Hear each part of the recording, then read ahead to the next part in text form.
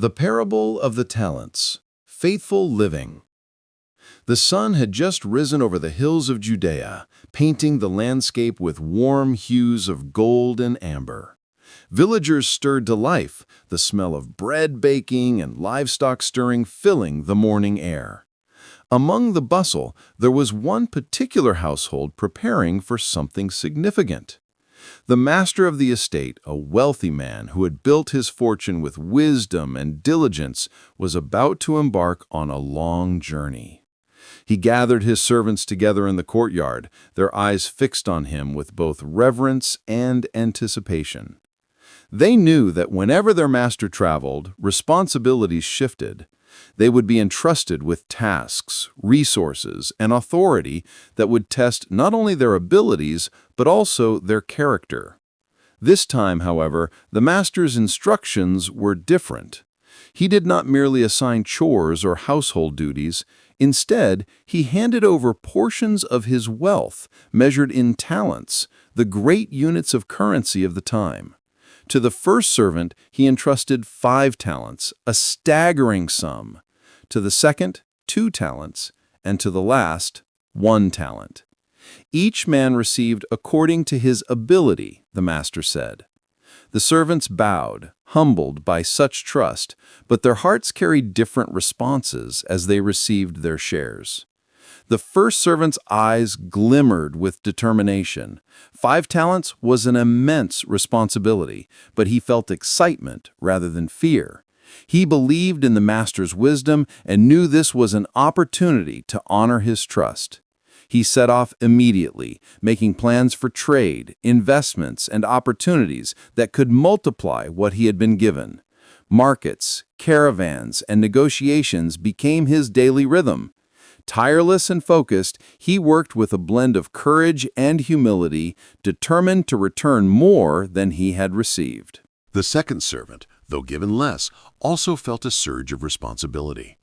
2 talents was no small sum. It represented years of labor and wages. He was cautious, yes, but also motivated. He sought safe and steady ventures, pouring his efforts into making careful investments. His work was not as bold as the first servant's, but it was faithful. His diligence slowly bore fruit, and he watched as his talents began to grow. The third servant, however, carried the single talent with trembling hands. Fear gripped his heart like a chain. What if he lost it? What if his master returned and demanded an account only to find it diminished? The thought of failure paralyzed him. He saw no opportunity, only danger. Rather than risk, he chose security. He dug a hole in the earth, placed the coin deep into the soil, and covered it. There it would stay, safe from loss, but also untouched by growth. He sighed in relief, convincing himself that at least he had protected what was entrusted to him. The master departed, and time passed. Days turned into months, and months into years. Seasons changed, harvests came and went, and still the servants worked, or, in the case of the third, merely waited. Finally, one day, word spread through the village that the master had returned. The servants gathered, hearts racing, to present their accounts. The first servant stepped forward, his hands filled not only with the 5 talents entrusted to him, but 5 more besides. His face glowed with the joy of accomplishment, not for his own sake, but because he could offer his master something multiplied. "Master," he said, bowing deeply, "you entrusted me with 5 talents. See, I have gained 5 more." The master's eyes shone with approval. He placed his hands on the servant's shoulders and declared, "Well done, good and faithful servant. You have been faithful with a few things. I will put you in charge of many. Enter into the joy of your master." The second servant then stepped forward, presenting 4 talents in total. His voice was steady, filled with quiet pride. "Master, you gave me 2 talents. See, I have gained 2 more." The master smiled warmly and replied, "Well done, good and faithful servant. You have been faithful with a few things. I will put you in charge of many. Enter into the joy of your master." Finally, the third servant approached. His steps were slow, his expression uncertain. He carried the single talent he had buried, now dirt-stained and unchanged. He placed it before the master and said, "Master, I knew you to be a hard man, reaping where you have not sown and gathering where you have not scattered. So I was afraid, and I went and hid your talent in the ground. See, here is what belongs to you." The courtyard fell silent. The master's face grew stern, his disappointment heavy. "You wicked and lazy servant! If you knew that I reap where I have not sown, then you should have at least put my money with the bankers, so that at my return I would have received it back with interest. Take the talent from him and give it to the one who has 10. For to everyone who has, more will be given, and he will have abundance. But from the one who has not, even what he has will be taken away. And cast this worthless servant into the outer darkness, where there will be weeping and gnashing of teeth." The story struck the listeners with awe and fear, yet it was not simply about wealth or investment. It was about trust, faithfulness, and the courage to use what has been given. Jesus' words carried far deeper meaning than the surface story of money. Every person listening understood the talents represented more than coins. They symbolized life itself, the gifts, opportunities, skills, and responsibilities that God entrusts to each individual. The question was not how much one was given, but how faithfully one lived with what they had. The parable echoed across centuries, resonating in countless hearts. Imagine a young woman, centuries later, hearing this parable in a small church in Europe. She thought of her own talents, not coins, but a voice gifted with song. She had always been afraid to sing in front of others, fearful of rejection. Yet the words of Jesus stirred something in her. She realized that burying her gift in silence was no different than hiding the talent in the ground. With trembling courage, she began to share her voice, lifting hymns in worship that touched souls and brought peace to weary hearts. In another land, a farmer heard the parable as the village priest read it aloud under a blazing African sun.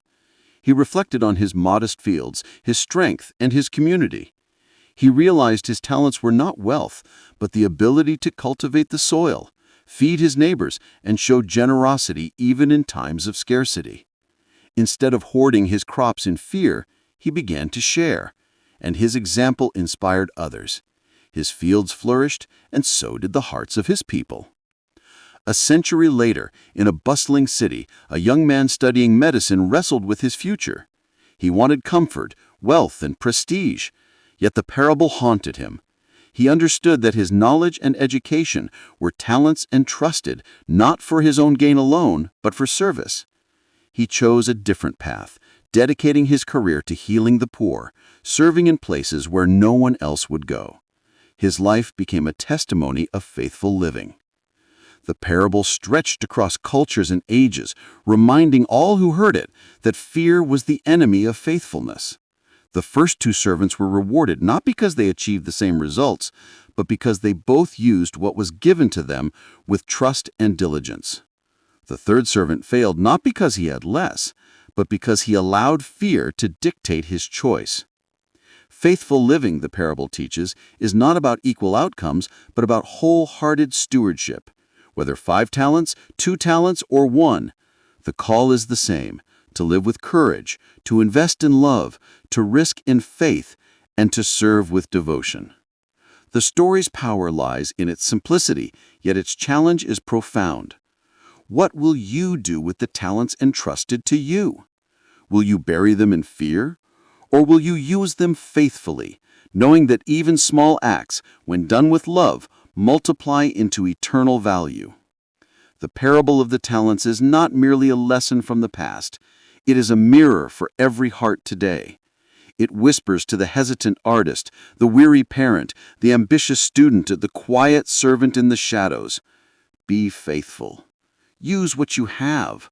Do not let fear silence you, for the Master is coming, and his joy is prepared for those who dared to live faithfully. And so the story ends where it began, with a master and his servants. But its echo continues, inviting every listener to step forward with courage, to take what they have been given, and to live not in fear, but in faith. For faithful living transforms the ordinary into the extraordinary, and in the hands of the Master, Nothing entrusted is ever wasted.